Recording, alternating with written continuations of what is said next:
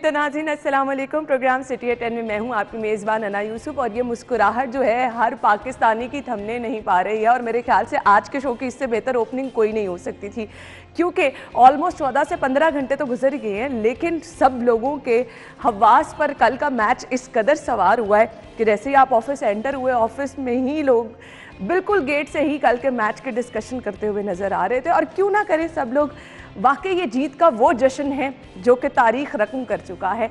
और माशाल्लाह माशाल्लाह जिस तरह से कल हमारी टीम ने छक्के छुड़ाए हैं सभी के, मतलब लोग परेशान होकर रह गए। और जो प्रेडिक्शन की जा रही थी वो तो आपने सुना ही होगा कि गरूर का सर नीचा होता है हमेशा। तो भारतीय गरूर जो था, वो जो चैनल्स पर तबसरे किए जा रहे थे भारतीय टीवी चैनल्स पर, वो सब के सब जो हैं खाक में मिल चुके हैं। और हम अपनी टीम को एक बार फिर से मुबारकबाद देते हैं। बेशक मैं असल में बहुत कम मैचेस देखती हूँ, लेकिन कल जो मैच था पाक भारत मैच, और जो मेरे ख्याल से मैच के शौकीन नहीं भी लोग होते, वो भी अपना टाइम सारे काम वाइंड अप करके कल हम मैच देखने के लिए बैठे। और यकीन माने, वो कहते हैं ना कि जी पैसे वसूल हो गए, वो वाला कल काम हुआ। और वाकई हैरान कुन, और इसके साथ साथ हैरान कुन इसलिए भी हम कह रहे हैं कि वो जो तारीख रकम करने वाला, क्योंकि हमारे खिलाड़ी माशाल्लाह माशाल्लाह उनकी कारकर्दगी पर तो कोई सवाल था ही नहीं, लेकिन जिस तरह से बिल्कुल अंदाज़ा भी नहीं था कि कोई भी आउट खिलाड़ी नहीं होगा, और इस कदर ज़बरदस्त कामयाबी। और फिर जो हमने स्टेडियम में मेहमान आए हुए थे, ख़ास तौर पर भारतीय मेहमानों को जो यहाँ से जाते हुए देखा, खैर एक एक लम्हा जो है वो कल के मैच का एंजॉय करने वाला था और सभी लोगों ने किया। और फिर अगर हम बात करें तो जहाँ पर पाकिस्तानियों ने जश्न मनाया, लाहौरियों का एक मुनफरिद सा अंदाज़ था। और हमने देखा कि liberty market, liberty round about पर किस तरह से लोग जो हैं वो जश्न मनाने के लिए आए। तो ये सब चीज़ें हम आपको दिखाएंगे भी, जश्न भी मनाएंगे। सबसे पहले टॉप स्टोरीज।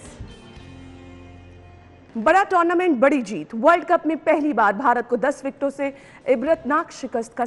महंगाई ने तमाम रिकॉर्ड तोड़ दिए, सब्जियां और फल शहरियों की पहुंच से बाहर।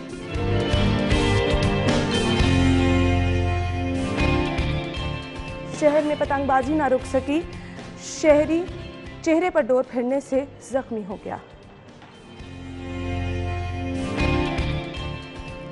तैयारों से परिंदे टकराने के वाकयात में इजाफा।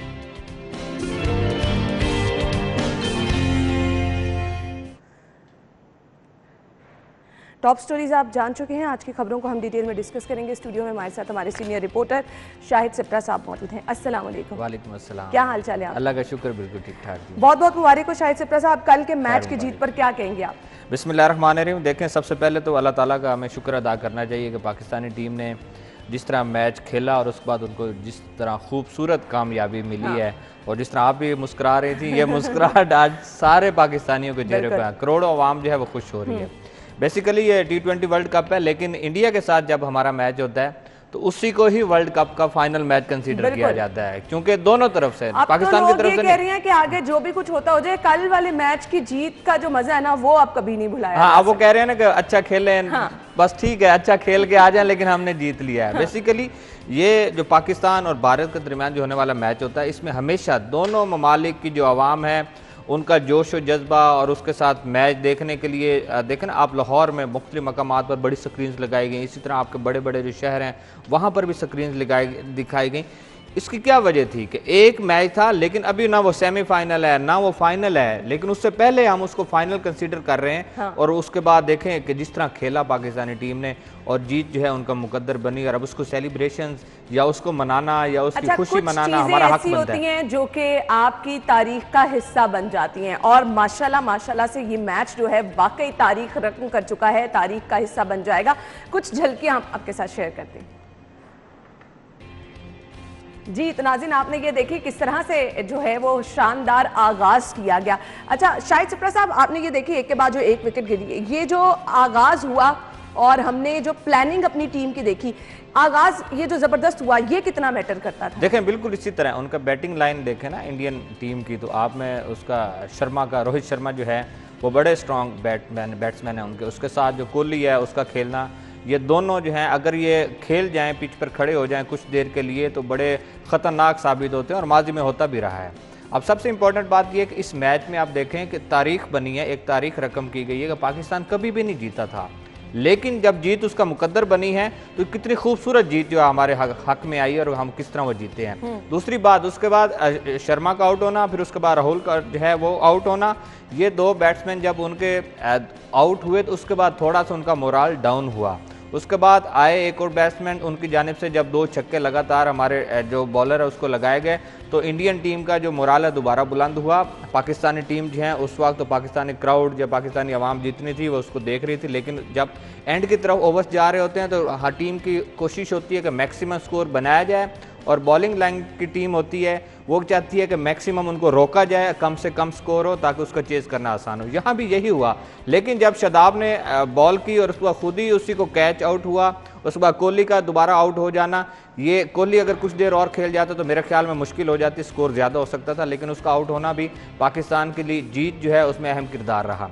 अब बात यह है कि उनके जो बैट्समैन है वो उस तरह खेल ही नहीं सके। शहनशाह अफरीदी की आपने बात की, शर्मा को जिस तरह उसने खूबसूरत आउट किया, उसके बाद जो बोल्ड किया मैं कहता हूं कि खूबसूरत था। उसके बाद पाकिस्तानी अवाम के जज्बात, जोश और खरोच है वो बढ़ता जा रहा आप यकीन माने लोगों के घरों से ऐसे आवाज़ें आ रही थी, आसपास के लोग भरपूर तरीके से मैच को एंजॉय कर रहे थे। हमारे साथ हमारे senior sports reporter Aamir Raza Khan साहब हमें ज्वाइन कर चुके हैं। आमिर रजा खान साहब, क्या हाल चाल है आपके? अल्लाह करम, खुश है, बहुत मजा ले रहे हैं मैच के जीत का। आमिर भाई मैं आपसे पूछना चाहूंगी, आपने खासा अरसा जो है स्पोर्ट्स की बीट की है, ये कल वाला मैच तो आप भी नहीं कभी भी भूल पाएंगे। अच्छा, भूल भी नहीं पाएंगे और इसकी तवक्को भी नहीं थी। और मैं ये नहीं समझता था कि इंडियन शेर जो हैं दुबई में इस तरह से ढेर हो जाएंगे। ये अपने इलाके के शेर हैं और ये तो मैं समझता हूँ कि जवेद मिर्जाज का छक्का, अगर आपको लोग यंग हैं अगर याद हो, शारजा वाला, ये उससे भी बड़ा तमाचा है भारतीय टीम के मुंह पर। तो इससे पहले बहुत बड़ी दावेदार थी कि वो आज तक वर्ल्ड कप में नहीं हारे हैं और कभी वो पाकिस्तान को दबाव में लाएंगे, वो या द 1 बिलियन, और वो इस तरह की बात कह रहे थे और बहुत उनको गुरूर था।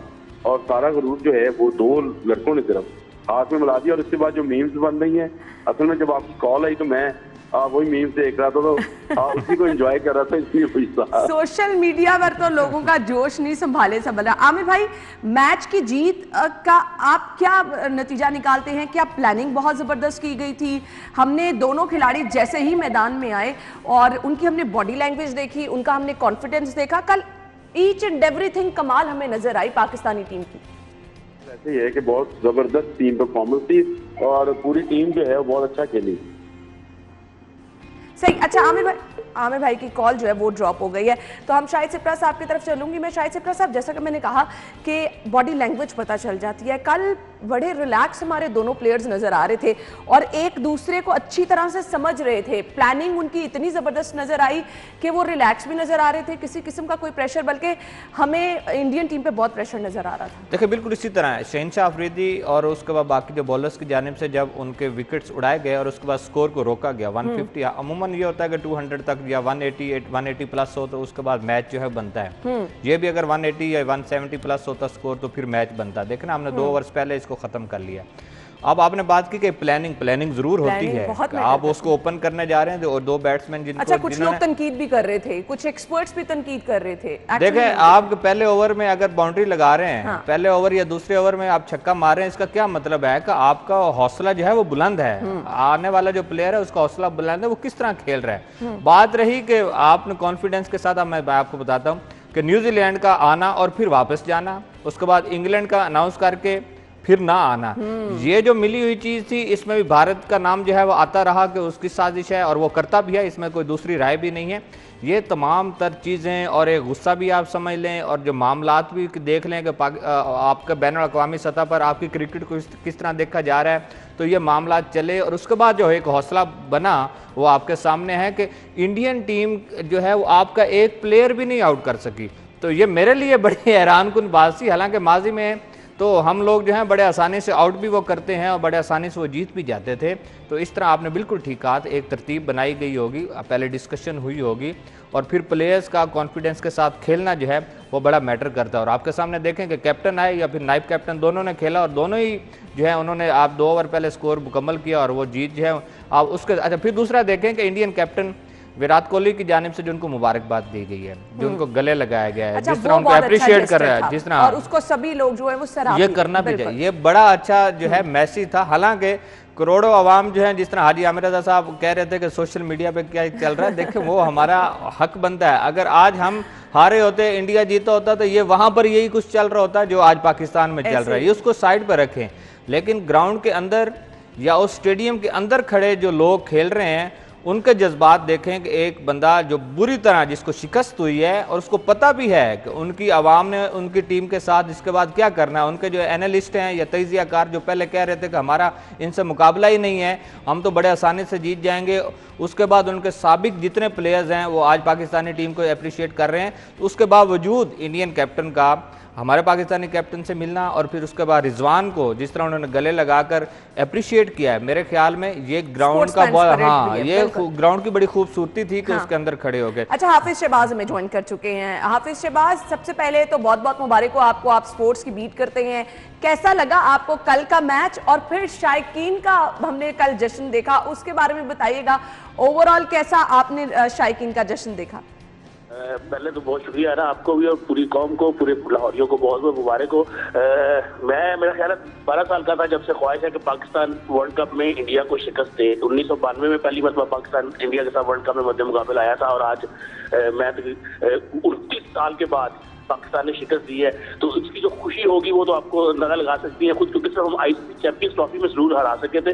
अगर ओवरऑल जैसे भी शायद भाई बात कर रहे थे या पहले आमिर भाई, क्रिकेट है और जिस तरह इंडिया में इस मरतबा आपने देखा कि मैच से पहले जो माहौल बना हुआ था वो ऐसे था कि जैसे वो शायद जीत चुके हैं। लेकिन कल के मैच में दो चीजें बड़ी इंपॉर्टेंट हुई है। एक कि पाकिस्तान की जो बॉलिंग लाइनअप थी उसने साबित किया है कि they are number 1 in the world. ठीक है, शाहीन शाह अफरीदी हो, चाहे वो शादाब हो, शादाब पे खासतौर बहुत ज्यादा क्रिटिसिज्म आ रहा था और जिन जिन लड़कों पे क्रिटिसिज्म आ रहा था हमने देखा, शादाब को देखा, आसिफ को देखा, उसके बाद हारिस राउफ को देखा, हसन अली को देखा, ये वो लोग थे जिनके ऊपर बहुत ज्यादा क्रिटिसिज्म आ रहा था सिलेक्शन के बाद। तो इन तीनों चारों ने बहुत ज्यादा मेहनत की है और जिस तरह मेरी रात अभी आसिफ से बात हो रही थी वो बता रहे थे कि बहुत ज्यादा एक जज्बा था मैच से पहले भी। खासतौर पर जो आए हैं बैटिंग कंसल्टेंट मैथ्यू हेडन, उन्होंने इन लड़कों को बहुत ज्यादा मोटिवेट किया और बाबर आजम सबसे बढ़कर, जो आसिफ ने बताया कि बाबर आजम ने जिस तरह एक एक प्लेयर के पास जाके उनके कमरे में उनको मोटिवेट किया कि ये वो मैच है जिसका पूरी कौम को बड़ी अरसे से इंतजार है। और उसके बाद चेयरमैन पीसीबी रमीज आजा ने जिस तरह इन लड़कों को मोटिवेट की करके यहाँ से भेजा, फिर 2 रोज पहले भी जब उन्होंने इनसे बात की तो टीम का एक ऐसा माहौल बना हुआ था। अगर आप देखें जब मैच शुरू हुआ था पहला गेंद होने से पहले, अगर आप इंडियन बैट्समैन को देखें उनकी जो बॉडी लैंग्वेज थी वो साइड स्क्रीन को ठीक करते हुए, और उसके बाद फिर अगर आप ड्यूरिंग मैच जब पहला विकेट गिर चुका था हसन अली के पहले ओवर में, वो इतने कंफ्यूज थे कि अंपायर ने दूसरे अंपायर के साथ बॉल टैली करने के लिए अपना हाथ बाहर निकाला तो उन्होंने हसन अली को भी कंफ्यूज किया, अपने बैट्समैन को भी कंफ्यूज किया कि ये फ्री हिट हो गया। अगर आप वो देखें जिस पर इंडिया की दूसरी विकेट गिरी है, तीसरी अच्छा हाफिज शहबाज, मुझे नहीं लगता इस मैच का इम्पैक्ट जो है कम से कम जल्दी खत्म होने वाला है। अब अगले मैचेस के हवाले से मैं जानना चाहूंगी क्या प्लानिंग नजर आ रही है आपको पाकिस्तानी टीम की? माशाल्लाह से अभी तो हम देख रहे हैं कि टीम माशाल्लाह काफी कॉन्फिडेंट नजर आ रही है, तो अगले मैचेस में भी इसी तरह से हम तवक्को कर सकते हैं हमारे खिलाड़ी जो है न्यूजीलैंड और इंग्लैंड का भी है मैच ना, बिल्कुल इसी तरह से छाए हुए हमारे खिलाड़ी नजर आएंगे? जी बिल्कुल, क्योंकि कल उससे बड़ा मैच है, क्योंकि न्यूजीलैंड के साथ कल हमारा मैच है और न्यूजीलैंड की टीम वो टीम है जो आज से तकरीबन 1 माह पहले हमारे घर में आई हुई थी। यहाँ पे पिंडी में पहला वनडे शुरू होने से 1 घंटा पहले उन्होंने खेलने से इनकार किया और वापस चले गए।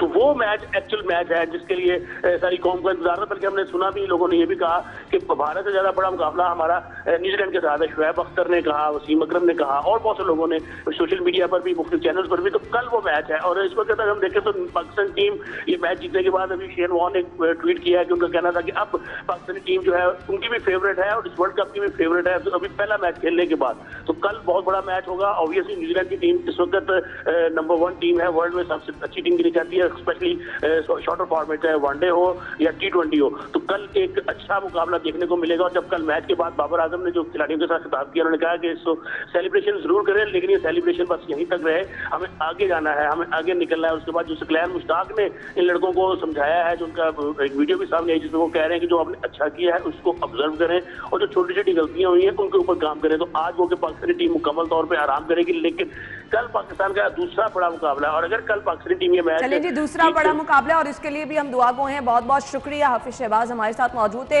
अच्छा शाहिद सिपरा साहब, हर तरह के लोगों ने कल मैच देखा। अगर हम अपने सियासी रहनुमाओं की बात करें, मरियम नवाज साहिबा का ट्वीट आया, शहबाज शरीफ साहब का, सीएम साहब ने कल ट्वीट किया, मतलब कल सभी लोग मैच के हिसार में थे और एक कौम बन के हमें सब लोग नजर आए हैं। देखिए बिल्कुल, आपके जो हमसाया मुल्क ने माहौल बनाया उसी तरह पाकिस्तान में भी एक माहौल बनता है। आपके मीडिया चैनल्स की बात कर लें, सोशल मीडिया की बात कर लें, जो हमारे क्रिकेटर्स हैं और उसके साथ जो साबिक क्रिकेटर्स हैं उनकी बात करें, आवाम की बात कर लें, तो ये एक माहौल बना हुआ था, दोनों तरफ से था। और पाकिस्तान और भारत का मैच तो वैसे इस तरह माहौल बन जाता है कि जिस तरह मैंने जिक्र किया। अब बात रही कि ठीक है, उस्मान बुज़दार साहब की जानिब से इनाम भी अनाउंस किया गया है, मुबारकबाद भी दी गई है साबिक सदर आसिफ जरदारी की तरफ से भी, इसी तरह मरियम नवाज की मेयर की तरफ से भी। तो ये मेरे ख्याल में ये इनामात जो अनाउंस करना है ये उनके लिए हौसला अफजाई है, बहुत बड़ी हौसला अफजाई होती है। तो फिर जिस तरह हाफिज शहबाज बात कर रहे थे कि अभी आने वाले मैचेस हैं, जिस तरह कप्तान बाबर आजम खुद कह रहे हैं कि हमें आगे बहुत सारे अभी मैचेस हैं जिनको खेलना है, आज हमें इन चीज़ों को मनाना चाहिए, लेकिन हमें जो कॉन्फिडेंस है इसको उसी तरह और बड़े सब्र और मुतहम्मिल होकर हमें आगे चलना है, क्योंकि अभी बड़ी टीमों के साथ मैचेस उनके बाकी हैं। बाकी सियासतदानों की जानिब से पूरी कौम, करोड़ों आवाम जिस तरह उनको अप्रिशिएट कर लिए, मेरे ख्याल में ये खुशियां मनानी भी चाहिए। अच्छा, देखिए मजाक अपनी जगह पे ना, पेरेंट्स के लिए जितना बड़ा ये प्राउड मूवमेंट होता है, और कल हमने जब बाबर आजम के फादर की आंखों में आंसू देखे, मैं चाहूंगी वो मनाजिर भी दिखाए। बिलाशुबा हम जश्न भी मना रहे हैं और हम सराह भी रहे हैं टीम की कारकर्दगी को, लेकिन ये जो कामयाबी आंखों से बैठ के पेरेंट्स देख देना, मैं कहती हूँ इसका कोई नेमुल बदल नहीं है। आप देखें मनाजिर किस तरह से सब लोग आकर उनको मुबारकबाद दे रहे हैं, और वाकई अपने बच्चों की इस कामयाबी पे शाहिद सिपरा साहब, ये जो आंसू उनके खुशी के थे, वाकई जो है लोग किस तरह आकर उनको मुबारकबाद दे रहे हैं। देखें हमारा बच्चा स्कूल जाए ना, अगर वो स्कूल में पोजीशन ले ले तो हमें कितनी खुशी होती है। और ये वो मैच जिस पर आपके करोड़ों आवाम देख रहे हूँ, पूरी दुनिया में मैच देखा जा रहा हो, पूरी दुनिया में इस मैच पर तबसरे हो रहे हों, और फिर कभी कहीं पर पाकिस्तान के हक में हों, कहीं भारत के हक में हों, और फिर जो उस टीम को लीड कर रहे हों उनके वालिदैन अगर वहाँ पर बैठकर मैच देखें और जीत जाएं, आपने ठीक कहा, ये खुशी के आंसू हैं कि वो लोग उनको मुबारकबाद दे रहे हैं, उनके बस में नहीं है, वो अपनी खुशी मनाए जा रहे हैं, वो सबके साथ हाथ मिला रहे हैं, लेकिन अच्छा, इनका इस टाइम पे इजहार ख्याल करते हुए क्या कहना था, लोग किस तरह से मुबारकबादें दे रहे थे, वो आपको पहले सुनवा देते हैं। वो लम्हात होते हैं कि आपके पास अल्फाज ही नहीं होते कि आप किस तरह से अल्लाह ताला का शुक्र भी किस तरह से अदा करें, अल्फाज ही नहीं उनको मिल रहे हैं। बिल्कुल इसी तरह है। देखो ना, दो चीजें हैं, एक पाकिस्तानी टीम के कैप्टन है, दूसरी तरफ उनका बेटा है। हाँ। अगर उनका बेटा जो है वो पूरी टीम को लेकर और पूरे पाकिस्तान का जो सर है वो फख्र से बुलंद कर दे, तो फिर उसके बाद देखें वो क्या, वो जज्बात ही इस तरह के बन गए हैं कि उनके पास अल्फाज नहीं है।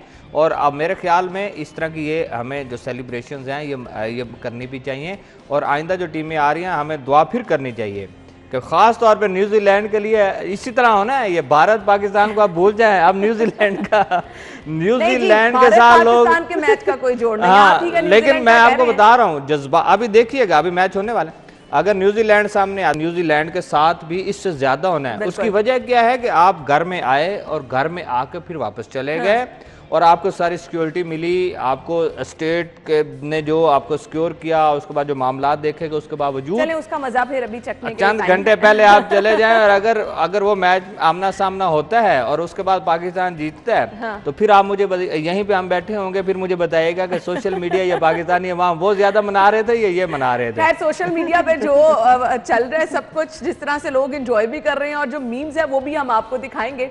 हम एक फिलहाल ब्रेक लेते हैं और ब्रेक के बाद गुफ्तगू का सिलसिला आगे बढ़ाएंगे, हमारे साथ ही रहिएगा।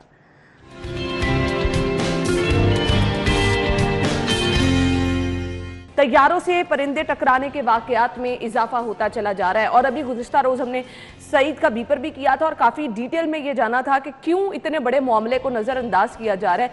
शाहिद सिपरा साहब, सिविल एविएशन की जिम्मेदारी है और ये इंतहाई अहम नौयत का मामला है, और इसको इस तरह से नजरअंदाज करना, इसके लिए क्या कोई पूछने वाला नहीं होता?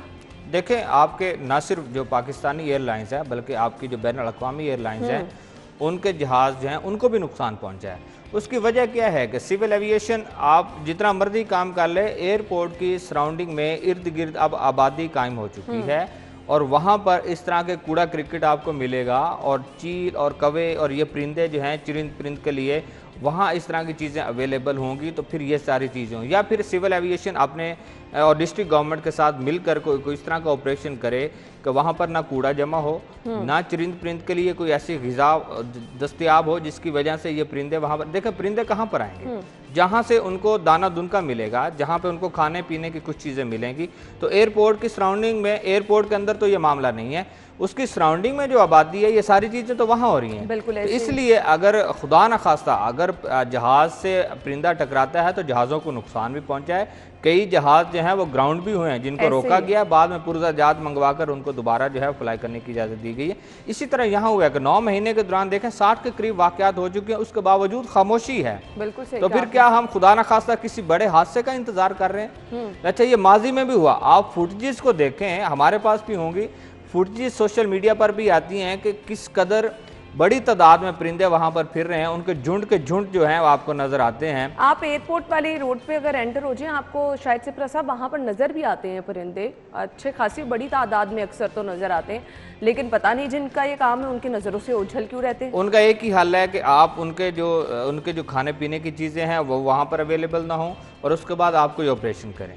देखिए, उनको भगाने के लिए जो हैं और बहुत सारी चीज़ें हैं। अगर एक किसान अपनी फसल से परिंदों को उड़ाने के लिए बहुत सारे इकदाम कर लेता है, तो मेरे ख्याल में सिविल एविएशन ये बहुत एयरपोर्ट को, जहाज़ों को जो वहाँ पर आ रहे हैं उनको बचाने के लिए भी बहुत सारे इकदाम कर सकती है, चाहे डिस्ट्रिक्ट गवर्नमेंट को मिला ले। देखें, आप अकेले नहीं कर सकते, तो बहुत सारे और भी इदारे हैं जिनको मिलाकर ये ऑपरेशन किया जा सकता है। लेकिन जब आपने करना ही नहीं है, आप 9 महीने में 60 के करीब जो जहाज़ हैं वो इसकी वजह से इफ़ेक्ट हुए हैं, तो मुझे बताएं कि उसकी एवरेज कहाँ जा रही है। बिल्कुल सही कहा। तो मेरे ख्याल में थोड़ा सीरियस मामला है।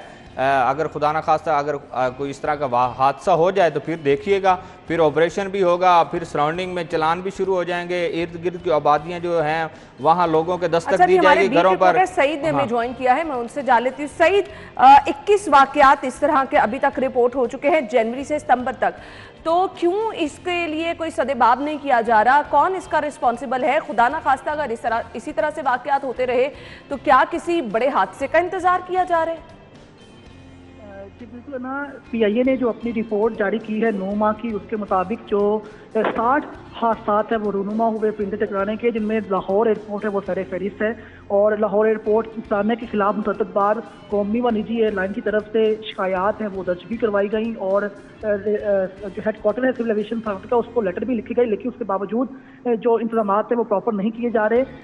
एक जरा के मुताबिक एक चीज़ सामने ये आ रही है कि वहाँ पर शूटर्स की जो है वो कमी है, बर्ड शूटर्स की, जिसकी वजह से जो परिंदों के ऊपर कंट्रोल है वो नहीं किया जा रहा। दूसरा, जो मरकजी रनवे है उसकी मरम्मत के बाद जो जदीद सिस्टम लगाया गया था परिंदों को हटाने का रनवे की हदूद से, वो सिस्टम है वो बंद जा रहा है, जिसकी वजह से लाहौर एयरपोर्ट पर इस वक्त जो मैनुअल तरीके से परिंदों को रनवे के हदूद से हटाने का काम है वो किया जा रहा है। और जो एयरपोर्ट इंतजामिया है उनका मौक़िफ़ ये है कि एयरपोर्ट के इतराफ़ में जो रहायशी कॉलोनियाँ हैं वहाँ पर मौजूद जो कूड़ादान है उनकी वजह से जो एयरपोर्ट इंतजामिया है वो मुकम्मल तौर पर परिंदों के खिलाफ कार्रवाई अमल में नहीं ला रही। उनकी तरफ से मुतअद्दिद बार लोगों से तावन की अपील भी की गई, लेकिन जो ज़िली इंतजामिया की तरफ से और सोसाइटी की तरफ से जो कचरा दान है वो एयरपोर्ट की हदूद से हटाए ताहाल नहीं गए, जिसकी वजह से। मुझे एक चीज़ बताइएगा, जितनी हमारी बैनुल अक़वामी परवाजें आती हैं उनकी तरफ से कोई सेट प्रोटोकॉल होता होगा जिनको फॉलो करना होता होगा, कोई SOPs होते हैं, उसमें तो ये चीज़ें सर फहरिस्त होती हैं, तो इसको किस तरह से नज़रअंदाज किया जा सकता है? जी बिल्कुल ना, जो एयरपोर्ट इंतजामिया है उनका मौक़िफ़ यही है कि जो एयरपोर्ट हदूद के अतराफ़ में रहायशी कॉलोनियाँ हैं वो उनके साथ तावन नहीं कर रही, और वहाँ पर एयरपोर्ट के हदूद के अतराफ़ में मुतअद्दिद जगह पर जो कूड़ेदान है वो बनाए गए हैं, उनको हटाने के लिए ज़िली इंतजामिया को भी मरासिल लिखे गए, लेकिन ज़िली इंतजामिया भी वो कूड़ेदान और वहाँ पर जो कचरे के लेकिन इस तरह एक दूसरे पर जिम्मेदारी डालने से जो है वो काम ठीक नहीं होता। जिसकी भी जिम्मेदारी है उसको बर वक्त इस पर काम करना चाहिए ताकि किसी बचा जा सके। सईद, आपके वक्त का बहुत शुक्रिया। शाहिद सिप्रा साहब, आपके वक्त का भी बहुत बहुत शुक्रिया। नाज़रीन, हम चलेंगे एक ब्रेक की तरफ, आप हेडलाइंस जानिएगा, हेडलाइंस के बाद आपको दोबारा से ज्वाइन करेंगे, हमारे साथ ही रहिएगा।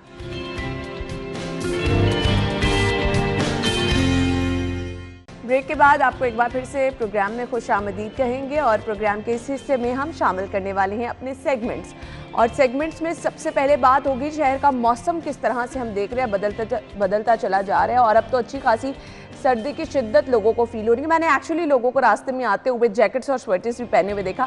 खैर अभी उस तरह के सर्दी नहीं आई है, ये तो एंजॉय करने वाला जो मौसम तब्दील हो रहा है वो है। तो सबसे पहले जान लेते हैं आज के मौसम की सूरत हाल। माइदा बाहर मौजूद हैं। माइदा बताइए मौसम कैसा है? हम देख रहे हैं कि सर्दी सर्दी अच्छी खासी अब लोगों को फील होना शुरू हो गई है, तो कोई बारिश के भी इम्कानात हैं? जी बिल्कुल है ना, बात करें मौसम की तो गुज़श्ता रोज़ होने वाली बारिशों से ठंड में मज़ीद इजाफा हो गया है। आज जो है वो हवाएं भी तेज़ चल रही हैं और ठंड में जो है वो भी इजाफा देखने में नज़र आ रहा है। आज जो है वो 10% बारिश के इम्कानात भी बताए जा रहे हैं कि अगर ये बारिशें हो जाती हैं तो ठंड में मज़ीद इजाफा देखने में नज़र आएगा। लेकिन क्योंकि सर्दियों का आगाज़ है तो इससे पहले वाली बीमारियाँ जैसे ज़ुकाम हो सकता है, फ्लू और गले की इन्फेक्शन वगैरह, इससे भी बचना है। तो लोगों को जब घरों से बाहर निकलना है तो एहतियाती तदाबीर पर लाजमी अमल करना है। बात करें महकमा मौसमियात की तो ज़्यादा से ज़्यादा जो आज दर्जा हरारत रिकॉर्ड किया गया है वो 20 डिग्री सेंटीग्रेड है और कम से कम जो दर्जा हरारत रिकॉर्ड किया गया है वो 16 डिग्री सेंटीग्रेड है। हवा में नमी का तनासुब 76 पाया जा रहा है। इसके साथ जैसे ही बारिशें हुई हैं एयर क्वालिटी इंडेक्स में भी खासी कमी देखने में नज़र आई है। जो एयर क्वालिटी इंडेक्स आज रिकॉर्ड की जा रही है शहर की वो 153 रिकॉर्ड की जा रही है, लेकिन अभी भी ये शहरियों के लिए अनहेल्दी है। स्मोक भी है और एयर क्वालिटी इंडेक्स जो है क्योंकि अभी जो है वो उसमें खासी तब्दीली देखने में नज़र नहीं आई, कमी नहीं आई उसमें। तो जब शहरी अपने घरों से बाहर निकले तो अपने आप को जो है वो मास्क के ज़रिए कवर करके निकले ताकि इससे फैलने वाली जो है वो बीमारियों से बचा जा सके। जी ठीक है जी, बहुत बहुत शुक्रिया। माइदा हमारे साथ मौजूद थी, मौसम की सूरत हाल हमें बता रही थी कि जी मौसम बाहर का कैसा है। आगे बढ़ते हैं और हमारा अगला सेगमेंट है जी, अगर आप प्लान कर रहे हैं आपने ख़रीदना है मोबाइल, तो मोबाइल हमारे पास कौन कौन से अवेलेबल हैं और किस कीमत पर अगर आप ख़रीदने जा रहे हैं मार्केट से तो आपको मिलेगा, ये मैं आपको बता देती हूँ जी। प्राइसेस में हम देखते हैं उतार चढ़ाव का सिलसिला जारी रहता है। पहला मोबाइल हमारे पास है जी ओप्पो A5 मोबाइल, 29,999 रुपये इसकी कीमत है। इसके बाद जी ओप्पो A53 मोबाइल है और अगर आप ये मोबाइल खरीदेंगे तो 27,999 रुपये में आप खरीद सकते हैं। नेक्स्ट मोबाइल कौन सा है जी? ओप्पो F1 मोबाइल और 23,900 रुपये इसकी कीमत है। ओप्पो F3 मोबाइल है, 28,900 रुपये में आप ये मोबाइल खरीद सकते हैं।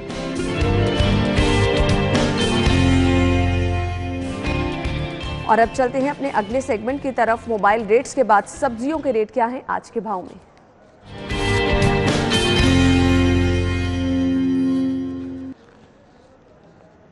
हमने आज भी न्यूज़पेपर में ये खबर देखी कि क्योंकि वीकेंड होता है तो आपको पता है जी लोगों ने प्रॉपर ग्रॉसरी पूरे वीक की भी करनी होती है, तो महंगाई की शिद्दत जो है वो तो संभलने नहीं पा रही है और ये रूटीन की चीज़ें हैं। सब्जियों की कीमतों में जो इजाफा हुआ है, वीकेंड पे क्या सिचुएशन रही, आज के रेट्स क्या हैं, वो हम जानते हैं। हसनैन बाहर मौजूद हैं, ओवर टू यू हसनैन। मंडी में अगर सब्जियों की कीमतों की बात की जाए तो उनमें मामूली उतार चढ़ाव देखने में आया है, लेकिन जो कीमतें हैं वो फिर भी आवाम की पहुंच से दूर नज़र आती हैं। जो आड़ती और फड़िए हैं वो सब्ज़ी मंडियों में जो कीमतें हैं अपने मनमाने रेटों के ऊपर सब्जियां फ़रोख्त कर रहे हैं, जिसकी वजह से जो गरीब आवाम है वो शिकवा कना भी नज़र आती है। अगर सब्जियों की कीमतों की बात की जाए तो सबसे पहले बात कर लेते हैं अदरक चाइना की, जिसकी सरकारी कीमत 260 रुपये मेंशन की गई है, लेकिन ओपन मार्केट में जो अदरक है वो 310 और 320 रुपये फ़ी किलो में फ़रोख्त हो रही है। इसी तरह अगर बात की जाए जी आलू की, सरकारी कीमत 55 रुपये फ़ी किलो है, ओपन मार्केट में 60 और 65 रुपये फ़ी किलो में फ़रोख्त हो रहे हैं। इसी तरह अगर प्याज की बात की जाए तो सरकारी कीमत 40 रुपये, ओपन मार्केट में वो 50 और 55 रुपये फ़ी किलो में फ़रोख्त हो रहे हैं। इसी तरह अगर बात की जाए जी बैंगन की, सरकारी कीमत 50 रुपये है, ओपन मार्केट में 60 और 65 रुपये फ़ी किलो में फ़रोख्त हो रहे हैं। इसी तरह अगर बात की जाए जी फूल गोभी की, सरकारी कीमत 50 रुपये है, ओपन मार्केट में 65 रुपये फ़ी किलो तक फ़रोख्त हो रही है। अगर बात की जाए सब्ज़ मिर्च की, सरकारी कीमत 83 रुपये फ़ी किलो है, लेकिन ओपन मार्केट में वो 110-100 रुपये फ़ी किलो तक भी फ़रोख्त हो रही है। इसी तरह अगर बात की जाए खीरा फार्मी की, सरकारी कीमत 40 रुपये फ़ी किलो है, ओपन मार्केट में वो 50 और 55 रुपये फ़ी किलो में फ़रोख्त हो रहे हैं। इसी तरह अगर जी बात की जाए लहसुन की, तो जो लहसुन चाइना है सरकारी कीमत 260-270 रुपये फ़ी किलो के करीब बताई जा रही है, लेकिन वो 280, 90 और 300 रुपये फ़ी किलो तक भी फ़रोख्त हो रहा है। इसी तरह अगर बात की जाए जी मेथी की, सरकारी कीमत जो है वो 114 रुपये फ़ी किलो है, लेकिन ओपन मार्केट में वो 130-140 रुपये फ़ी किलो में फ़रोख्त हो रही है। मटर की बात की जाए, सरकारी कीमत 208 रुपये फ़ी किलो है, लेकिन ओपन मार्केट में वो 230 220 रुपये फ़ी किलो में फ़रोख्त हो रहे हैं। इसी तरह अगर बात की जाए जी लीमू की, जो लीमू चाइना है, सरकारी कीमत 80 रुपये है, ओपन मार्केट में 90 रुपये फ़ी किलो में फ़रोख्त हो रहे हैं। इसी तरह जो घिया कद्दू है, सरकारी कीमत 67 रुपये फ़ी किलो है, ओपन मार्केट में वो 80 रुपये फ़ी किलो में फ़रोख्त हो रहे हैं। अगर बात की जाए टिंडियों की तो वो 100 रुपये फ़ी किलो में फ़रोख्त हो रहे हैं। जो भिंडी है वो 80 और 90 रुपये फ़ी किलो में फ़रोख्त हो रही है। अगर बात की जाए जी करेलों की, तो जो करेले हैं वो भी 80 और जो गाजर चाइना है उसकी जो कीमत है वो 110, 120 और 130 रुपए। ठीक है जी हसनैन, आपका बहुत बहुत शुक्रिया। और सब्जियां इतनी महंगी हो गई हैं कि लोगों के औसान खता हो गए। मटर के डबल सेंचुरी, मतलब अभी हम देख रहे हैं कि जो सीजनल सब्जियां हैं उनकी कीमतें भी आसमान से बातें कर रही हैं। किस तरह से लोग सब्जियां अफोर्ड नहीं कर पाएंगे, तो फिर ये दालें गोश्त तो बहुत दूर की बात रह गई है। तो बात कर लेते हैं जी, वैसे तो लोगों की कुव्वत खरीद नहीं है, लेकिन फिर भी हमने आपको अपडेट रखना होता है। मीट रेट्स क्या हैं? ज़ैनत शॉप के रेट मेरे पास हैं जी। अगर आप जा रहे हैं ज़ैनत शॉप पे तो यहाँ पर बीफ पर केजी आपको मिलेगा 630 रुपये में, और बीफ मिन्स आप खरीद सकते हैं 735 रुपये किलो में। मटन पर केजी 1450 और मटन मिन्स आपको मिलेगा 1585 रुपये किलो में। इसके बाद जी हमारे पास होंगे चिकन के रेट, और अगर आप चिकन खरीदने जा रहे हैं जिंदा मुर्गी मार्केट से आपको मिलेगी गवर्नमेंट रेट के मुताबिक 1450 रुपये में। इसका बना हुआ गोश्त 1585 रुपये में आप जो है वो सॉरी जी चिकन के रेट में आपको बता रही हूँ 234 रुपये, और इसका बना हुआ गोश्त 339 रुपीज़ में आप खरीद सकते हैं।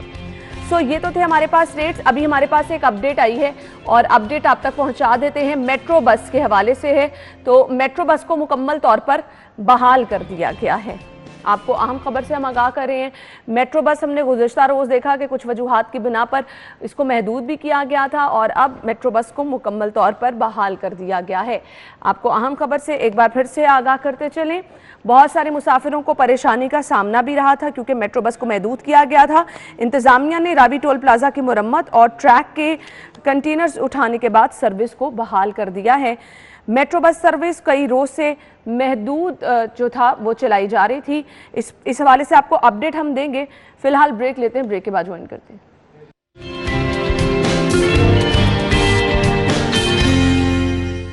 सो नाज़रीन, हम सेगमेंट का सिलसिला आगे बढ़ाते हैं और आपको एक बार फिर से मैं बता देती हूँ जी मीट रेट्स क्या हैं। मीट रेट्स की तरफ बढ़ते हैं। बीफ पर केजी आप ख़रीद सकते हैं, आपको कीमत मैं बताती चलूँ 630 रुपये किलो में आपको मिलेगा। बीफ मिन्स आपको मिलेगा 735 रुपये किलो में, 735 रुपीज़ पर केजी।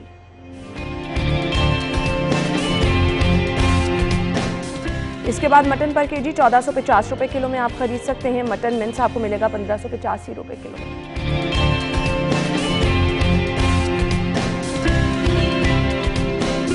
गवर्नमेंट रेट के मुताबिक जिंदा मुर्गी 234 रुपये में मार्केट में मिलेगी और इसका बना हुआ गोश्त 339 रुपीज़ में अवेलेबल है।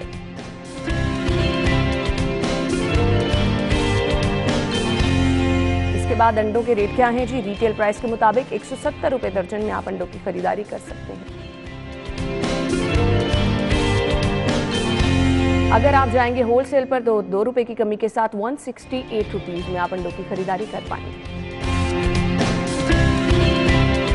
और नाज़रीन, इसके बाद हमारे पास है जी गोरमे के रेट। अगर आप गोरमे पे जा रहे हैं तो 169 रुपीज़ में आप अंडों की खरीदारी कर सकते हैं।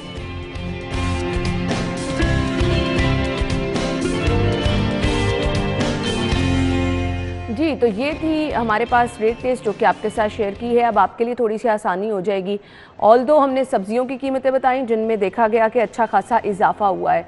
मीट रेट्स भी आपके साथ शेयर किए और अंडों की कीमतें भी। ये अब सस्ता प्रोटीन है जो अंडे और चिकन की सूरत में आवाम को अवेलेबल होता है, लेकिन चूँकि मौसम तब्दील हो रहा है तो इसकी कीमत में भी आगे मज़ीद इजाफा होता चला जाएगा। तो ये महंगाई का तूफ़ान तो थमने वाला नहीं है। लेकिन इसके साथ साथ मैं आपको ये बताती चलूँ, हम आपकी जेब का ख्याल रखते हैं और आपको बताते रहते हैं कि आपने इस महंगाई के दौर में बचत किस तरह से करनी है। आप शामिल करते हैं अपना अगला सेगमेंट जो कि है बचत बाजार। जी, तो कुछ ब्रांड्स हैं जहां पर ऑफ लगी है। अगर आप खरीदारी करना चाह रहे हैं तो आप इन ब्रांड्स का रुख कर सकते हैं। सबसे पहले मौलाना तारिक जमील MTJ, अगर आप यहां जाएंगे तो यहां पर अप टू 30% ऑफ है।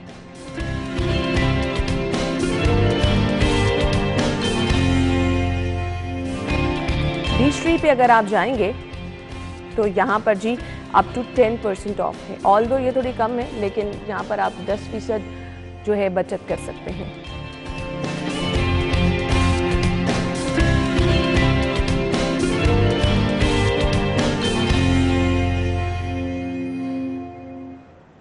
जे डॉट पे अगर आप जा रहे हैं अप टू 50% ऑफ है।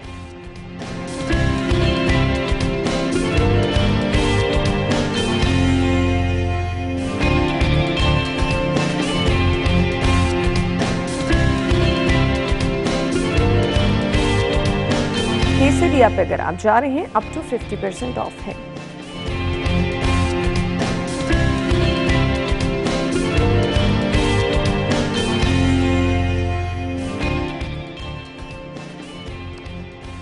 जी तो नाज़रीन, ये तो थी हमारे पास जी तमाम सेगमेंट्स। अब अगले सेगमेंट की तरफ चलते हैं और आपको बताते हैं डिफरेंट करेंसी रेट माल के हाल में।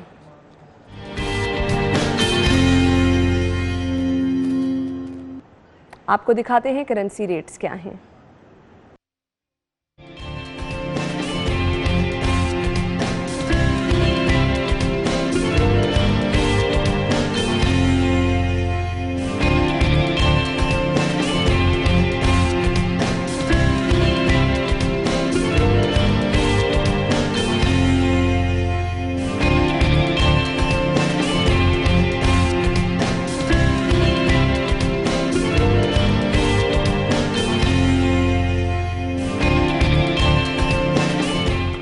जी तो नाज़रीन, आपको तमाम तर सेगमेंट्स जो हैं हमने शामिल किए, जिसमें हमने आपको सब्जियों के रेट भी बता दिए, मीट रेट्स भी बता दिए हैं, करेंसी रेट्स भी बता दिए हैं, बचत कैसे हो सकती है ये भी बता दिया है जी।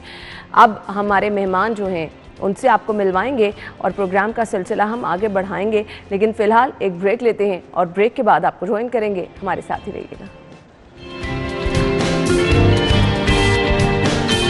वेलकम बैक नाज़रीन। इससे पहले कि हम अपने मेहमानों से आपकी मुलाकात कराएं, अब नाज़रीन, आज है जी फ़नकारों का आलमी दिन, वर्ल्ड आर्टिस्ट डे मनाया जा रहा है। और अगर हम अपने यहाँ फ़नकारों का देखें कि किस कदर माशाल्लाह से फ़नकार जो है ज़बरदस्त किरदार अदा कर रहे हैं और बहुत सारे लोग इस फील्ड में आना चाह रहे हैं। कुछ सहूलियात कम होने की शिकायत करते हैं, कुछ कहते हैं कि जी उस तरह से प्लेटफॉर्म फराहम नहीं किए जा रहे, लेकिन जब बात की जाती है तो फ़न का मुजाहरा करने वालों की तो बिलाशुबा हमारे यहाँ बहुत बहुत बड़े नाम मौजूद हैं, जिनकी मिसालें पूरी दुनिया में दी जाती हैं। चाहे हम किसी भी शोबे से बात कर लें, आर्ट हो, डिज़ाइन हो, हमारे यहाँ बहुत बहुत बड़े नाम मौजूद हैं। तो नाज़रीन, हम अब आज के इस खुसूसी दिन में फ़नकारों को खिराज तहसीन भी पेश करेंगे और उनकी जो सलाहियतें हैं, वो लोग जो कि काम सीखना चाह रहे हैं, उनमें निखार पैदा करने के लिए कुछ तजावीज़ भी हम जो हैं वो ज़ेरे गौर लेकर आएंगे और साथ ही साथ आपको उन फ़नकारों से भी मिलाएंगे जिनका काम वाकई बहुत ज़्यादा ज़बरदस्त है। हमारे साथ हमारी मेहमान डॉक्टर सुर्रा सदर साहिबा मौजूद हैं, इसके साथ साथ आर्टिस्ट मौजूद हैं। सैयद हैदर अली अपने मेहमानों को खुश आमदीद कहेंगे। अस्सलाम वालेकुम जी। वालेकुम सलाम। क्या हाल चाल है? बिल्कुल ठीक। हैदर, आप कैसे हैं? अल्हम्दुलिल्लाह जी। थैंक यू सो मच, बहुत बहुत शुक्रिया। डॉक्टर साहब, आपसे आगाज़ कर लेते हैं। सबसे पहले तो बताइएगा, ये फ़नकारों का दिन मनाना कितना ज़रूरी है? मेरे ख्याल है कि बहुत ज़रूरी है ऐसे माशरे में, खुसूसन पाकिस्तान के हवाले से, जहाँ अभी तक आर्टिस्ट की और आर्ट की वो कदर नहीं की गई जो करनी चाहिए। क्योंकि जब आप आर्टिस्ट की कदर करते हैं, आर्ट का दिन मनाते हैं, तो फिर आप ज़रूर सोचते हैं कि कहाँ कहाँ हमसे कोताहियाँ हुई हैं, कहाँ हम आर्ट की तरवीज नहीं सही तरह से करें।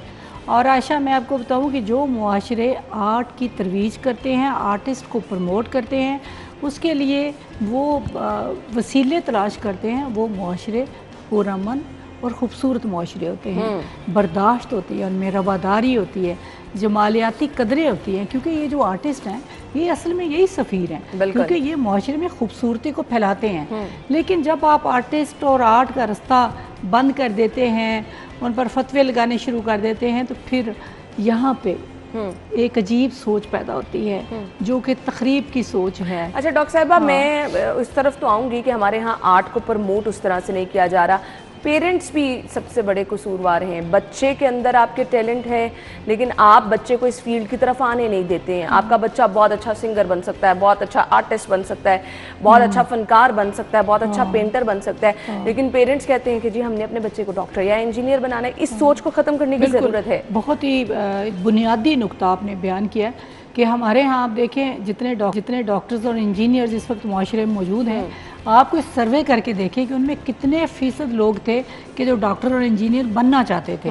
वालिदैन ने डंडे से उनको पढ़ाया और रट्टे लगाए ना, उन्होंने अपने पेशे से फिर वो जो इंसाफ किया उन्होंने अपनी ज़ात से, क्योंकि जब आप वो पेशा इख्तियार नहीं करते जो आपके अंदर है तो फिर आप इंसाफ कर ही नहीं सकते। बिल्कुल। इसलिए मेरा ख्याल है कि आप जो पढ़े लिखे वालिदैन हैं या बड़े शहर हैं, लाहौर या कराची या इस्लामाबाद, वहाँ तो बच्चे जो हैं वो अपनी मनमानी करते हैं। जिस तरह मेरी बेटी है तो उससे मुझे पहले कहा जी मैंने तो आर्ट रखना है, ओ लेवल में मैंने ये करना है, मेरी तो हिम्मत ही नहीं कि मैं डिक्टेट करूँ, क्योंकि मैं सोचती हूँ कि डिक्टेट नहीं करना चाहिए, मशवरा देना चाहिए। लेकिन हम लाहौर, कराची, इस्लामाबाद और चंद शहरों की मिसाल देकर ये नहीं कह सकते कि पूरे पाकिस्तान में हो रहा है। अभी भी छोटे शहरों में, गाँव में हर बंदा बच्चे को 2-3 फील्ड्स में भेजना चाहता है, और उस वजह से बच्चे के अंदर जो टैलेंट है वो टैलेंट भी ज़ाया हो जाता है और वो एक मुतवाज़न ज़िंदगी गुजार ही नहीं सकता। और बच्चे की सलाहियतें इस तरह से दब जाती हैं कि वो जिस चीज़ में महारत रखता है वहाँ से भी वो जो है वो हाथ धो बैठता है। बिल्कुल। सैयद हैदर अली की तरफ मैं जाऊँगी, माशाल्लाह से इनका काम देखा बहुत ही ज़बरदस्त है और वॉल आर्टिस्ट आप हैं। आपके पेरेंट्स ने कहा कि आर्ट की तरफ क्यों जा रहे हो आप? जिस तरह मैम ने कहा बिल्कुल ठीक कहा इन्होंने कि स्टार्टअप में जो है जब बच्चा मैट्रिकुलेशन में आता है तो काफ़ी पेरेंट्स को ये नहीं पता होता कि उसने किस फील्ड में जाना है, या उस बच्चे को जो है अपना विज़न क्लियर नहीं होता कि मैंने किस फील्ड में जाना है। तो मेरे साथ भी ये हर्डल आई थी, इसलिए मैं सेल्फ टॉट आर्टिस्ट हूँ। मुझे 10 साल जो है वो इस काम को सीखने में लगे। मैंने पूरा लाहौर फूड हैंड ड्रॉन किया हुआ है, ठीक है, और 1 टाइम जो है वो पेंसिल स्केचिंग में और 2nd टाइम जो है वो पॉइंटर वर्क में, ठीक है। तो उसके अंदर ये होता है कि बच्चों को डीमोटिवेट किया जाता है आर्ट एंड डिज़ाइन के हवाले से कि इसका आगे कोई स्कोप नहीं है। तो स्कोप मैं ये कहूँगा पैसा कमाना हर चीज़ नहीं है, ठीक है। आपका पैशन जो आपके अंदर है वो आपको बाहर निकालना है, और आपके अंदर का जो आर्टिस्ट है उसको आपको खुद तलाश करना है। बिल्कुल आपने और आप खुद को पॉलिश करें। पैसा सब कुछ नहीं है, जो आपकी इनर सेटिस्फेक्शन है वो बहुत जरूरी है। अच्छा, स्पेसिफिकली हैदर जो आपका काम है ना, बड़ा आप जितना काम करते जाते हैं उतना निखार पैदा होता जाता है। बिल्कुल ऐसे ही। तो मुझे ये बताइएगा, ये एक बहुत ही लंबा प्रोसेस है, और जब आप स्टार्ट करते हैं तो कहा जाता है ये जो आर्टिस्ट के काम जो होते हैं ये पैसे भी खुद से बहुत लगाने पड़ते हैं, अपनी जेब से, महंगा भी होता है, तो पेरेंट्स इस वजह से भी थोड़े से रिलक्टेंट होते हैं। जी ऐसी है, लेकिन उसके अंदर ये है कि जब आप काम कर रहे हैं, आप लोग अपना सेल्फ बिजनेस अगर स्टार्ट करते हैं, जैसे सोशल मीडिया हमारे पास बहुत अच्छा एक प्लेटफॉर्म है जो जिसमें हम लोग भी, मैं भी यही सबको यही कहता हूँ कि आप सोशल मीडिया पे अपने आप को ज़्यादा से ज़्यादा प्रमोट करें, और प्रमोट करने का वजह ये है कि आपको वहाँ से अर्निंग भी होगी, फीडबैक भी मिलता है और अर्निंग भी अच्छी हो जाती है। और लेकिन ये हमारी आवाम को समझना चाहिए कि आर्टिस्ट जो है वो एक वैल्यूएबल है। अगर वो आपको कोई अपना आर्ट डिज़ाइन या कोई भी डिज़ाइन, कोई भी क्राफ्ट आपको करके दे रहा है तो इसका मतलब ये नहीं है कि वो फ्री ऑफ कॉस्ट है, उसकी कोई मेहनत नहीं है, उसका क्रिएटिव आइडिया है। बिल्कुल, इस मार्केट में आइडिया बिकता है, टाइम भी। अच्छा, आपने क्रिएटिव आइडिया की बात की, अब ये जो सोशल मीडिया ना, इसकी दौड़ ऐसी है कि आपको डॉक्टर साहिबा भी एग्री करेंगी कि कुछ नया करना होता है। जब आप किसी के पास काम के लिए भी जा रहे हैं, कोई आपको बुला रहा है, तो लोग कहते हैं कि हमें उस तरह का नहीं, उस तरह का नहीं, बिल्कुल ही डिफरेंट आइडिया चाहिए। अब इस दौड़ में डिफरेंट आइडिया ढूंढना भी मेरे ख्याल से बहुत काम रखता है। नहीं, आर्ट जो है वो मर्जर ऑफ डिफरेंट आइडियाज है, ठीक है। आप किसी भी आइडिया को अगर ज़हन में, अगर मैं किसी आर्ट को या किसी डिज़ाइन को देखता हूँ तो मैं उसके अंदर अपनी क्रिएटिविटी है, यही तो आर्टिस्ट है कि मैंने उसके अंदर अपनी क्रिएटिविटी डालनी है कि मैं इसको और मज़ीद कैसे कर सकता हूँ, या मैं इसके अंदर और कोलैबोरेशन दूसरे आर्ट आइडियाज़ को मर्ज करके एक नया आइडिया कैसे बना सकता हूँ। तो ये आपकी अपनी जो है वो इनर क्रिएटिविटी है जो अल्लाह ताला ने आपके अंदर डाली है, क्योंकि अल्लाह ताला खुद की ज़ात जो है वो मुसव्वर है, ठीक है। उसने एक सिफ्त आपके अंदर डाल दी है। तो आप दुनिया में कहीं पे भी देखें, आप अपने मुल्क को ही देख लें जहाँ पे हर किस्म के 4 किस्म के जो हैं वो मौसम भी हैं, तो ये भी एक क्रिएटिविटी, एक आर्ट है, ठीक है। तो आर्ट कभी भी खत्म नहीं होता, ये एंडलेस है। करें तो आपके पास इतनी खूबसूरती है, और जब आप उसको रंगों में लेकर आते हैं तो मैं कहती हूँ कि उसकी तो कोई मिसाल ही नहीं। डॉक्टर साहिबा, आर्टिस्ट हमारे यहाँ बड़ी शिकायत करते हैं ना हुकूमती सतह पर उनके काम, और ख़ास तौर पे वो आर्टिस्ट जो कि काम करके अब अपने घरों में बैठे हैं, वो कहते हैं जी हमें तो ना गवर्नमेंट सपोर्ट करती है, ना उस तरह से हमारे कामों को सराहा जाता है। क्यों ऐसा है?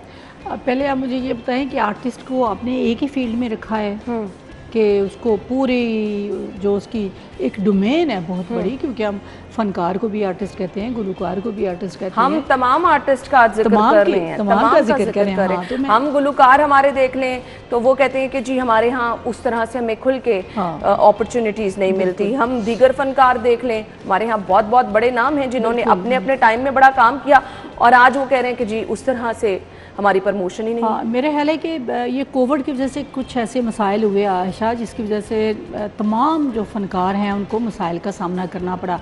लेकिन सरकारी सरपरस्ती की अगर आप बात करें तो सरकार ने तो पिछले कई सालों से वज़ाइफ का एक इंतज़ाम किया। ना सिर्फ मंथली वज़ाइफ दिए जाते हैं बल्कि लमसम रकम भी दी जाती है, जो कि 5 लाख रुपए तक भी है। किसी को 5 लाख, किसी को 3, किसी को 2 लाख। यानी अच्छा, कोई बीमार है। अपने बड़े ड्रामा आर्टिस्ट ऐसे देखे, ऐनक वाला जिनके जितने फनकार थे वो बेचारे कसम पुरसे की जिंदगी गुजारते रहे, इमदाद की अपील करते रहे, लेकिन उनकी हेल्प उस तरह से नहीं की गई और इन लोगों ने बड़ा नाम कमाया अपने टाइम में। बिल्कुल, लेकिन मेरे पास आज तक जो भी आर्टिस्ट आया है उसने एप्लीकेशन दी है, मैंने आगे सरकार को पहुंचाई है। मेरा नहीं ख्याल कि उनमें से कोई एक फ़र्द भी ऐसा हो कि जिसको पैसे ना मिले हों, क्योंकि उस कमेटी की मैं मेंबर भी हूं, तो मैं हमेशा ये देखती हूं कि उसमें बड़ी हम बहस करते हैं। सारी जो जितने भी लोग शामिल हैं बहुत दर्द दिल रखने वाले लोग हैं। बाकी मैं कहती हूँ आयशा, मैं ज़ाती तौर पर इस चीज़ के ख़िलाफ़ हूँ कि हम जो अच्छे खासे एक काम करने वाले नौजवान आर्टिस्ट हैं उनको मदद पे हम ना लगाएं, उनको काम दें, उनसे काम करवाएं, क्योंकि इसमें इनकी सेटिस्फेक्शन भी है। ये नया काम लेकर आएंगे। आप गुलकार के साथ शाम रखें ना, बिल्कुल, आप उसको 5-10 हज़ार रुपया देने की बजाय उसके साथ इवनिंग रखें, उसका गाना सुने, उसको लाख रुपया दें, 50,000 रुपया दें, ठीक है। तो एक्टिविटीज़ को बढ़ाना चाहिए। और पंजाब में अल्लाह का शुक्र है कि सकाफती सरगर्मियाँ अरूज पर रही हैं। बिल्कुल, ये अब खुदा की तरफ से एक ऐसी हम पे वबा मुसल्लत हुई है, अल्लाह करे हम इससे जल्दी से निकलें और दोबारा से वो हमारे मेले ठेले शुरू हों जिसमें सबका जो रिस्क है ना वो बंधा हुआ है। इसी तरह हमारा प्लेटफॉर्म की आपने बात शुरू की थी, तो पिलाक का प्लेटफॉर्म हर फनकार के लिए हाजिर है।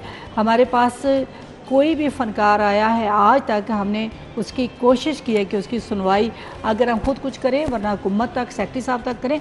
दूसरी बात यह है कि कोई भी गुलकार, आपके प्रोग्राम के तवज्जो से मैं कह रही हूँ, हमने ऑडियो स्टूडियो बनाया है। कोई बच्चा 3 साल से लेके और 80 साल तक भी बच्चे होते हैं तो वो गुलकारी का शौक़ है उसको और वो गा सकता है, हमारे पास आए, हम उसका गाना उसको ठीक तरह से सिखाएंगे। डॉक्टर साहबा कह रही हैं हमारा प्लेटफॉर्म है जो कुछ और रिकॉर्ड भी करेंगे, वीडियो भी बनाएंगे मुफ्त, और उसको फिर एक लॉन्च भी करेंगे आप जैसे चैनलों पर।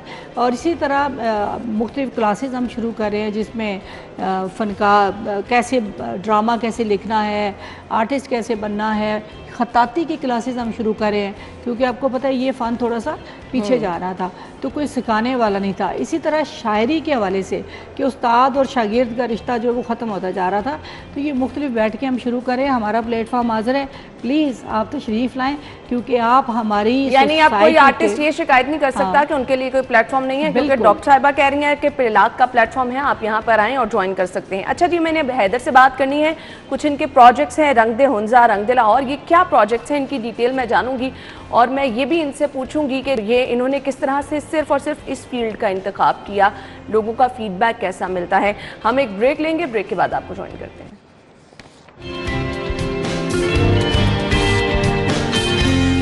जी, तो हमारे मेहमान हमारे साथ मौजूद है, गुफ्तगू का सिलसिला आगे बढ़ाएंगे। सैयद हैदर अली की तरफ मैंने जाना है।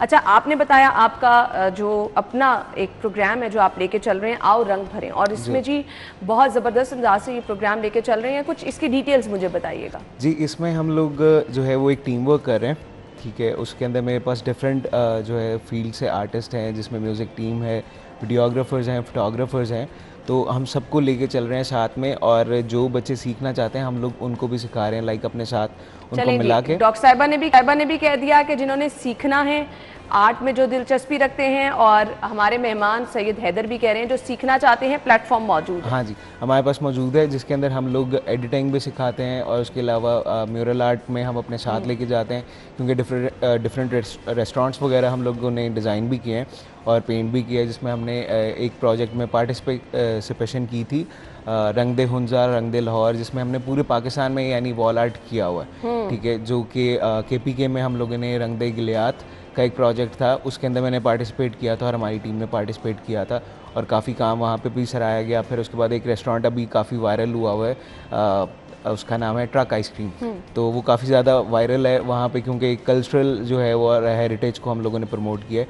तो आओ रंग भरें एक प्लेटफॉर्म है जहाँ पे आप लोग हमें ज्वाइन भी कर सकते हैं और हम लोगों से सीख भी सकते हैं, हम लोग भी आपसे सीखेंगे, क्योंकि सीखने का सिलसिला कभी ख़त्म नहीं होता। तो इसमें सारा क्रेडिट जो है वो मेरी टीम को जाता है, जिसमें किस तरह का काम एंजॉय करते हैं? जिस तरह से हमने आपका कल्चरल वर्क भी देखा, नेचर से भी आप जो है वो इंस्पायर हैं, किस तरह का काम खुद एंजॉय? मुझे ज़्यादा मुगल आर्ट अच्छा लगता है। अच्छा। ठीक है, और मैंने सबसे ज़्यादा ड्रॉ भी उसी को किया है, सबसे ज़्यादा काम भी उसी पे किया है। तो जो और रंग भरेंगे का प्लेटफॉर्म है, इसके अंदर हम लोगों का जो सबसे यानी टीम को क्रेडिट जाता है। इसमें मैंने सिर्फ इनिशिएटिव लिया था, जो उसको एग्जीक्यूशन है वो मेरी टीम ने दी, जिसमें सबसे पहले जो है वो मोहसिन बुखारी हैं, जिन्होंने वीडियो भी बनाई। आप इंस्टाग्राम पे और फेसबुक पे हमारी वो वीडियो भी देख सकते हैं। कि आप अपनी टीम को भी क्रेडिट दे रहे हैं, ये नहीं कह रहे मोहसिन बुखारी, जवार औसजा हैं उसके अंदर, फिर उसके बाद उसामा भट्ट हैं।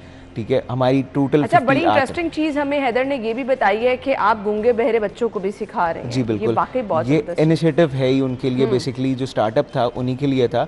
उसके अंदर ये था, मेरी बेसिकली जो पुप्पो हैं वो डेफ एंड डम है और वो भी आर्ट टीचर हैं। ये मुझे इनहेरेंट जो है वो, मेरे दादा भी आर्टिस्ट थे तो उनसे इनहेरेंट चलता हुआ है, तो वो स्कूल में पढ़ा रही हैं। तो मैंने ये इनिशिएटिव लिया कि इन बच्चों की स्किल्स नॉर्मल बंदों से ज़्यादा अच्छी हैं। ठीक है, क्योंकि इनकी एक डिसेबिलिटी है, they are disables but not useless. बिल्कुल, ठीक है, वो बहुत ज़्यादा स्किल्ड पर्सन्स हैं और माशाल्लाह बहुत ज़्यादा हुनर इन लोगों में होता है। अगर ये कुछ करके दिखाएं ऐसे ही वो करते हैं, लेकिन उनके लिए प्लेटफॉर्म कोई नहीं था। बिल्कुल, आपने सही कहा। डॉक्टर साहब, मैं आपसे जानना चाहूँगी, हमारे बहुत सारे स्टूडेंट्स मीडिया स्टडीज़ ज्वाइन कर लेते हैं और वो ये कहते हैं रेडियो हो, टीवी हो, कुछ उनके लिए जल्दी से स्टूडेंट्स जो हैं वो फील्ड में भी आना चाहते हैं। बिल्कुल, तो उनके लिए आप क्या कहना चाहेंगे? जी, हमारे पास बहुत सारे बच्चे आते हैं जो कि उनकी कोई 2-3 महीने की कोई वर्कशॉप टाइप होती है उनकी, वो करते हैं। हमारे इंटर्नशिप प्रोग्राम्स होते हैं, तो हमेशा हम वेलकम करते हैं बच्चों को।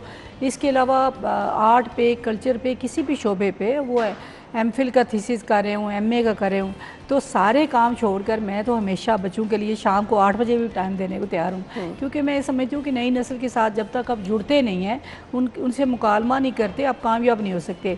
दूसरी बात ये कि हमारे 3 रेडियो हैं इंफॉर्मेशन एंड कल्चर डिपार्टमेंट के, जो कि DG पिलाक और सेक्रेटरी इंफॉर्मेशन के अंडर होते हैं।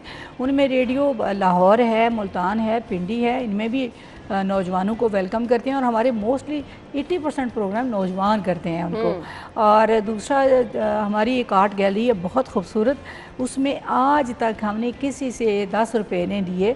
हम कहते हैं नौजवानों को आएँ, आके नुमाइश करें, हम आपको चाय भी पिलाते हैं और आपके इंतजामात में भी आपका साथ देते हैं। तो ये हैदर, आप तो यहाँ जा सकते हैं, अपने काम की नुमाइश कर सकते हैं। अच्छा हैदर, मुझे ये बताइएगा, आप सिंगिंग भी करते हैं जी, तो ये माशाल्लाह से ये मल्टीपल चीज़ें किस तरह से हैंडल कर लेते हैं? मैं आर्टिस्ट हूँ और आर्टिस्ट का काम वाकई ये होता है। सही। अच्छा, मुझे ये बताइएगा, आज के दिन की मुनासबत से जो लोग आर्ट ज्वाइन करना चाहते हैं, जो पेरेंट्स नहीं आने देते हैं, उनके लिए आपका मैसेज क्या होगा? उनके लिए यही मैसेज है, खुदारा माँ बाप जो हैं, वो वालिदैन जो हैं बच्चों के, वो जो बच्चे करना चाहते हैं प्लीज़ उनको करने दें। ठीक है, उनका जिनमें इंटरेस्ट है वो नहीं करेंगे तो आप अपने बच्चे के अंदर का आर्टिस्ट मार देंगे और वो कुछ भी ठीक तरह से नहीं कर सकेगा। बिल्कुल ऐसे ही है, क्योंकि कुछ हमने देखा बच्चे फोटोग्राफी में बहुत इंटरेस्ट रखते हैं और पेरेंट्स कहते हैं कि ये क्या काम है, ये तो आगे जाके और इतने महंगे कैमरे कैसे खरीद के दें। लेकिन हमने बहुत नामवर फोटोग्राफर। अच्छा आना, मैं आपका नाम, आपको आयशा और अन्ना मैं इकट्ठा ले रही हूँ क्योंकि दोनों प्रोड्यूसर्स प्यारी बच्चियाँ मेरी। तो मैं बात ये कहना चाहूँगी कि आज के दौर में, वैसे अब गाँव में रहता हो बच्चा किसी भी जगह, उसकी मोबाइल और कंप्यूटर तक एक्सेस तो है, इसलिए वालिदैन मना भी करेंगे वो इजहार तो करेगा। और वालिदैन को देखना ज़रूर चाहिए कि बच्चे क्या करें। जिस तरह मैं अपनी बेटी को कहती हूँ कि ये एक एथिकल बाउंड्रीज है, इनके बाहर नहीं आपने जाना, बाकी आप फ्री हैं कि आप ये काम करें, ये करें। तो वालिदैन को थोड़ी सी एक देखना भी चाहिए। दूसरा, हम सोशल मीडिया का बहुत जिक्र करें तो सोशल मीडिया पे अगर इस तरह के लोग होंगे क्रिएटिव, तो हमें एक अच्छी खबरें आएंगी, खुशबू आएगी। वरना सोशल मीडिया पे गंद डालने वाले भी बहुत लोग हैं कि जो चाहते हैं कि हम एक अजीब तरह से पैसे कमाएं। उस टैकल करने के लिए आर्टिस्ट को आगे आना पड़ेगा। बिल्कुल, और अच्छे काम की जब तक हम खुद नहीं तरवीज करेंगे तो अच्छा आर्टिस्ट उस तरह से निखर कर सामने भी नहीं आएगा। अब इसके लिए मैडम ने कहा जी हमारा प्लेटफॉर्म मौजूद है, आप सीखना चाहते हैं तो आप आ सकते हैं। माशाल्लाह से हैदर अपनी टीम के साथ काम कर रहे हैं, तो जो लोग इंटरेस्ट रखते हैं वो इनको भी ज्वाइन कर सकते हैं। काम सिखाने के लिए ये लोग तो यहाँ पे मौजूद हैं। थैंक यू सो मच, बहुत बहुत शुक्रिया। डॉक्टर सुगरा सदफ साहिबा हमारे साथ ही, हैदर हमारे साथ है जिनका काम भी हमने दिखाया और किस तरह से वो जो है वो स्पेशल काम काम लेके चल रहे हैं स्पेशल बच्चों के लिए। मेरे ख्याल से तो अपने काम के साथ साथ जब आप ये चीज़ें लेके चल रहे होते हैं तो आप फिर लोगों का भला भी साथ ही कर रहे होते हैं। थैंक यू सो मच, बहुत बहुत शुक्रिया आपके वक्त के लिए। नाज़रीन, इसी के साथ ही अपना ख्याल रखिएगा। मुझे इजाज़त दीजिए, अल्लाह हाफ़िज़।